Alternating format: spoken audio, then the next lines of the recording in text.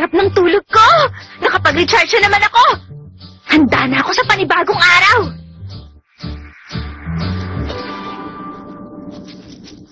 Nabalita mo na ba? Oo, pero totoo kaya yun? Oo, totoo yun. Kaya nga ako pumasok na maaga at nalaman ko totoo nga. Ibig sabihin, totoo pala.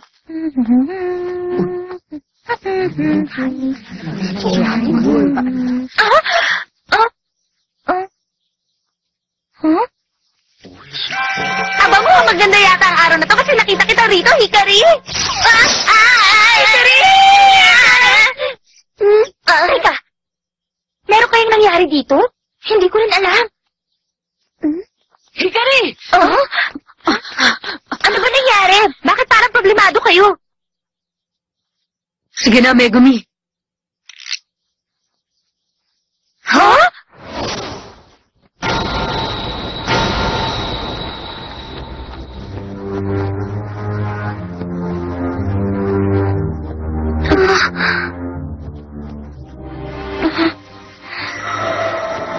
Anong ibig sabihin nito?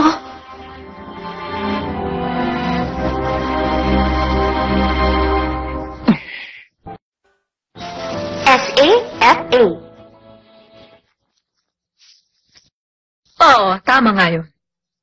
Simula kahapon, tinanggal na ang essay sa Hakusen Academy.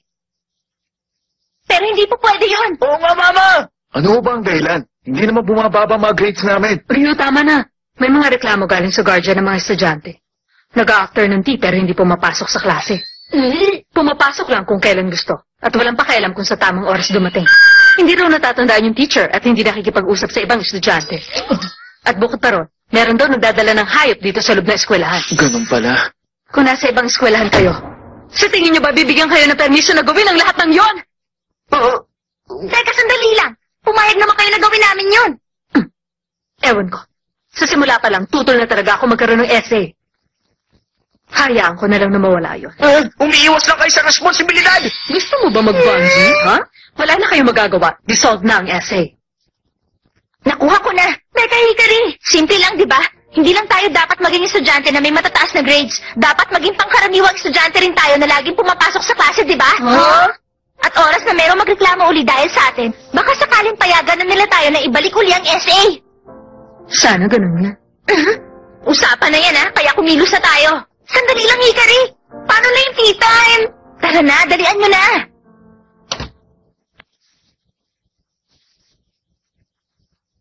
Ano yun?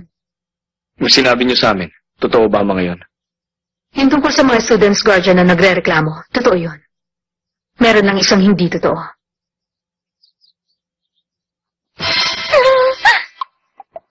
Hindi ba dapat matuwa pa tayo? Pero parang nakaka-out of place. Naalala ko yung mga nangyari noon dahil sa table at desk. Oo nga. Di bale, iwas na lang ako sa mga babaeng estudyante rito. Mabuting tao naman sila basta kausapin lang sila ng maayos. Di ba? Ano ba yan? Hindi ako makapag-ayos ng gamit. Na hindi ko nga alam kung saan ko ilalagay yung mga dala-dala kong bag. Buti pa, dito mo nilang ilagay sa kanan ng mesa mo yung mga bag. Tapos dito yung mga libro. Paano naman yung mga yun? Ang sabi ko naman sa iyo, Akira, wag mo nang dalhin yun eh. Oo nga, tama. Kapag hindi tayo nagseryoso dito, baka hindi na tayo makabalik sa SA. Aba, Rio, mabuti na lang naiintindihan mo. Teka, ano naman yan? Paano kasing nalulungkot sa kapag nag-iisa? Tadashi, anong ginagawa mo? Huh? Bakit? Wala na ng klase, bilisan nyo na! Ay, pambihira. Huh? Bakit? Meron bang problema?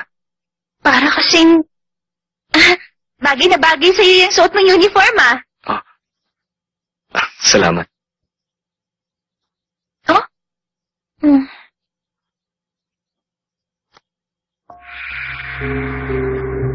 Natutuwa ako nakipag-cooperate ka.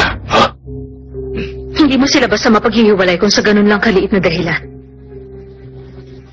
Kahit manatili ang essay, hindi rin yun ilalagay sa resume ni Master K. Alam mo naman yun, hindi ba? Alam mo na ang mangyayari sa kanila kapag nawala na ang essay, hindi ba? Hindi na makatawa ang mga pinaggagawa mo. Tatanggapin ko yung sinabi mo bilang compliment. Ayoko na ganitong klaseng tea time. Tita, pengi naman ako ng tea! Ayaw ko tawagin, tita! Hindi ko inaasahan na magiging masaya pa rin pala kahit na ganito. Ganun pala ang tingin mo? Hindi ko alam kung ano mangyayari kapag sinabi nilang wala na talagang SA. Sa ngayon, wala na yung greenhouse, pero tayo, na iba lang ang uniform natin. At yung T, hindi rin ganun kasama. Hindi, iba talaga! Oh? Para sa akin, sa tingin ko hindi ganun yan. Are you? Sa totoo lang, hindi ako naniniwala na ang SA tungkol lang sa greenhouse o kaya sa mga eleganteng bagay-bagay. Para sa akin kasi, nandiyan ang SA para protektahan na bawat isa, para hindi tayo maghiwa-hiwalay. Tama, para sa akin, isa yung malaking tahanan. Tahanan? Oo, kasi sa tuwing pumapasok ako sa greenhouse, pakiramdam ko umuwi ako nang higit pa sa sarili kong tahanan. Ganun pala. Pero para sa akin naman, hanggat magkakasama tayong 7, yun ang masasabi ko na para kong tahanan. Yun ang mararamdaman ko ron. Ah, ikaw naman, Takashima. Katulad din ng sa'yo, Hikari. Ganun ba? Sana lagi tayong ganito. Ryu, Huh? sino naman ang tatawag sa oras na to? Parents nyo? Oo, sabi nila emergency raw, kaya kailangan namin umuwi agad sa bahay. Ano kaya yung emergency na yun?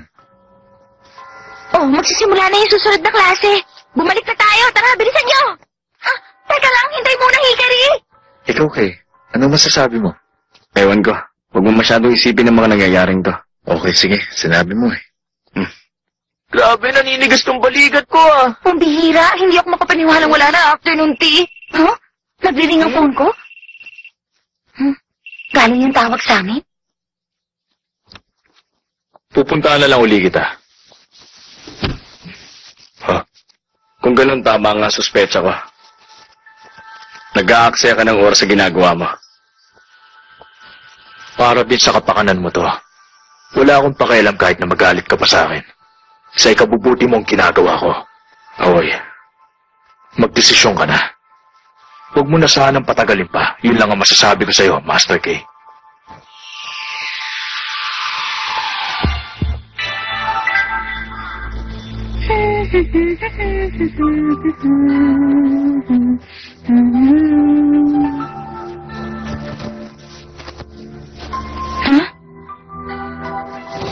Para sa akin, nandiyan ang SA para protektahan ng bawat isa. Nang sa ganun, hindi tayo maghiwa-hiwalay. Tama. Para sa akin, isa yung malaking tahanan.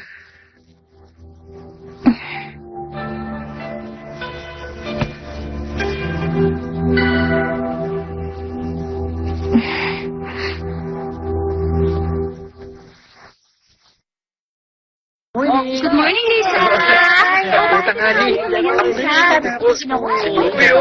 Nakashima! Nauna ako sa'yo! Huh? Teka, may problema ka ba? Kahapon pa kasi kakaibang kilos mo. Wala naman akong problema. Tumunog na yung bell! Magsisimula na yung klase! Halika na, Takashima! Bilisan na natin! Hikari. Ipaliwanag niyo sa akin ng mabuti. Anong ibig niyo sabihin nag-drop out na sila? Pasensya na, pero wala talaga akong alam. Sinabi lang ng principal na nagbigay ng mga dokumento sina Jun Yamamoto, Megumi Yamamoto, at si Akira Todo na nagsasabing magda-drop out na sila. Hindi pwede. Hindi pwede mangyari yun! Hikari, Nakausap mo sila? hindi ko na sila makontak simula pa kahapon. Ryu, pumunta ka na sa bahay nila Jun at Megumi. I-check ko si Akira sa bahay nila. Sige, pupunta na ako. Sigurado akong alam mo na kung ano nangyayari ngayon, hindi ba? Ipapakita ko sa'yo na walang magagawa mga kaibigan mo. Mga walang silbi. Wala kang karapatang magsabihan sila ng ganyan.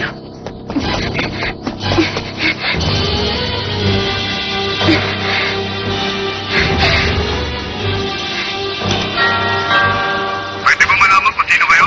Ako si Hikari Hanazono, kaibigan ako ni Akira. Payagan niyo sana ako na makita siya. Pakiusap, umalis ka na. Sandali lang.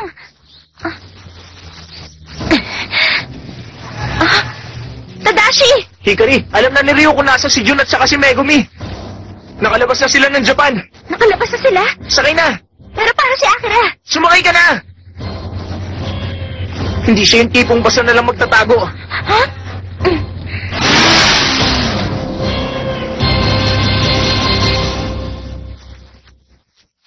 Pero ano yung tungkol sa dropout forms? Pinadala yun ng papa namin sa eskwelahan namin alam. Yun pala ang nangyari. Kung gano'n, hindi pala gusto umalis. Oo. Hindi namin kagustuhan yan, pero...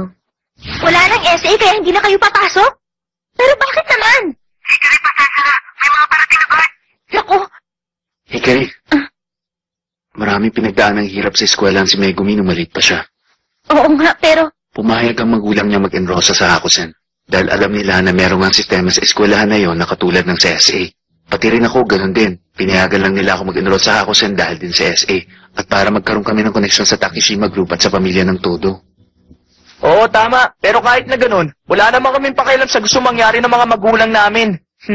Ha? Kaya pala sinabi mong malaking tahanan ng SA. Oo, isang samahang pinagsama-sama ang mga taong hindi dapat magkakasama. Isa yung tahanan na huhubog sa ating 7. Yun ang SA. Kahit na, gagraduate din tayong lahat balang araw. Kung gano'n, pati si Akira. Malamang ganun din. Tara na, puntahan na natin siya. Malamang nagkukulong siya ngayon sa kwarto niya. Oo nga, sigurado yun. Teka, sandali lang, Hikari. Ayos lang naman siya kahit napabayaan mo lang. Siya nga pala, ano kayang ginagawa ni Kay sa sitwasyon na ito?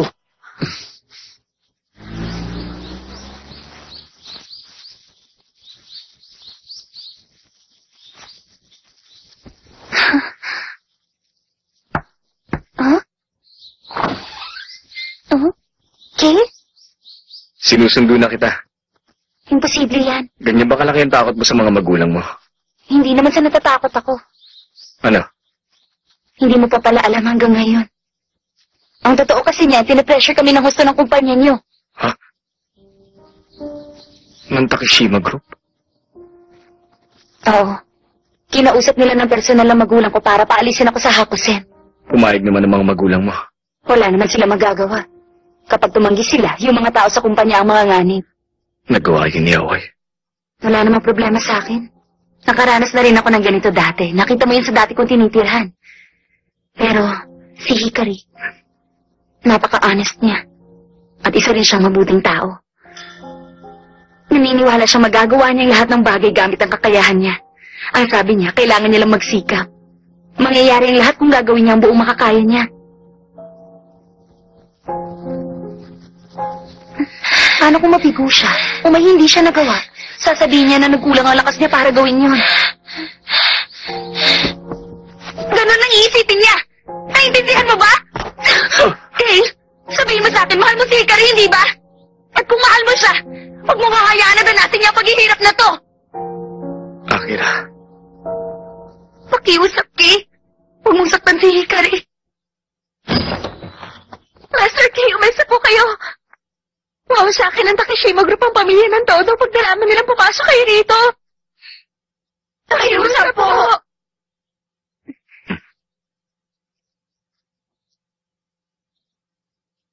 Sige, ako nang bahala.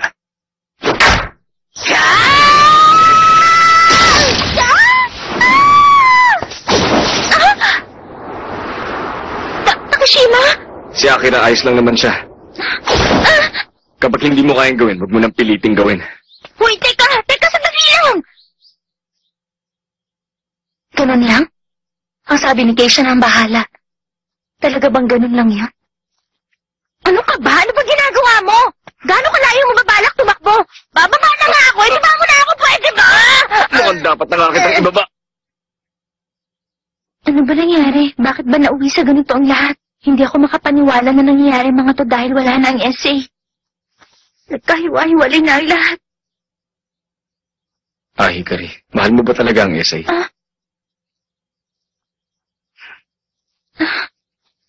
Ang totoo, yung mga kaibigan ko, sila talaga ang mahal ko. Hikari. Bali, wala sa akin kahit mawala ang SA. Wala rin akong pakialam sa greenhouse. Pero, ang mga kaibigan ko, hindi ko kaya na mawala sila. Si Akira, si Ryu, si Tadashi, si Jun, si Megumi. Mahal ko sila. Mahal na mahal ko ang mga kaibigan ko. Alam mo nangyayari sa akin? Basta na lang pumapatak ang luha ako. Ano bang gagawin ko para tumigil to? Tahan na nga. Ang bulaklak na to, pwede bang alagaan mo para sa akin sa loob ng isang araw? Takeshima, Panalo ka. Pag napigil mo kung kunin niya sa'yo sa loob ng isang araw, simula bukas ng umaga, gumamit tayo ng dasal para mangyari yun. Ano? Dasal? Tama. Isang dasal yun na magbabalik ng lahat sa dati. Anong mangyayari kapag nakuha mo to sa akin? Anong mangyayari kapag natalo ako? Oo nga pala. Kapag natalo ka, kukunin ko ang lahat sa'yo sa oras at pagkakataon na yun.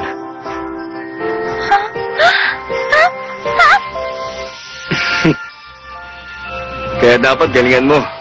Miss Rank number 2. Siya nga pala, pagpasok mo bukas, isuot mo na ang SA uniform mo. Ha?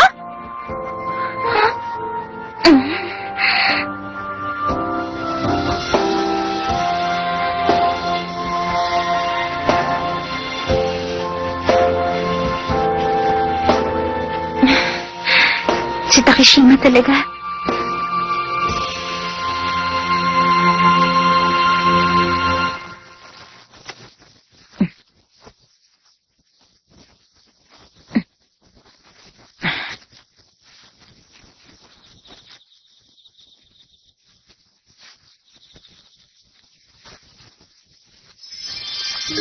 Hindi, iba na sa pagkakataong ito. Dahil ako na ang mananalo.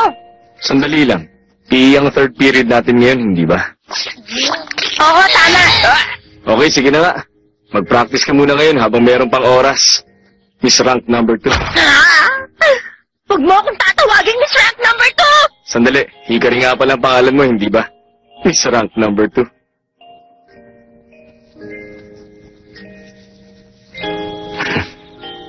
Miss Rank number 2. Huwag mo akong tawagin ng ganyan. Hikari. Sa wakas, naiintindihan ko na rin kung ano yung nararamdaman mo. Pati na rin yung nararamdaman ko. Hikari. Sige na, kunin mo na.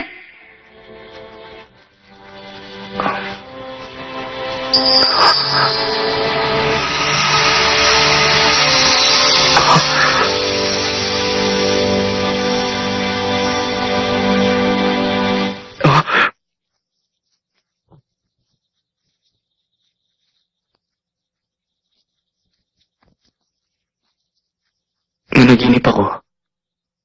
Hindi pala totoo. Panaginip lang.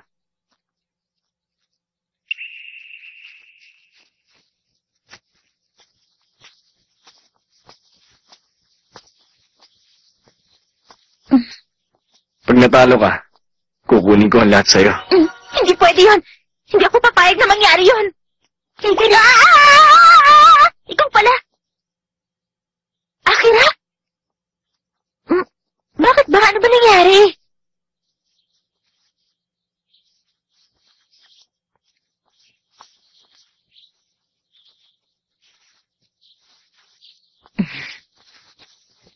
Ha?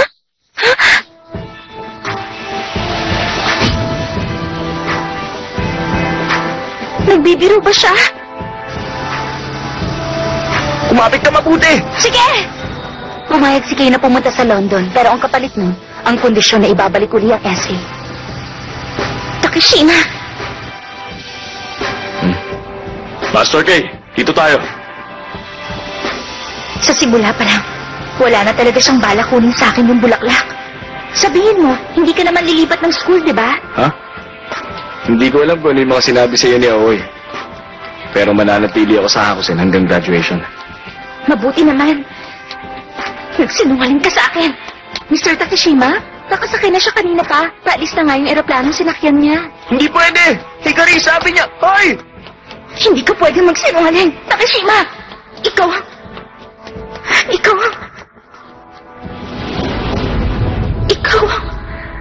Takeshima! Ikaw... Ha?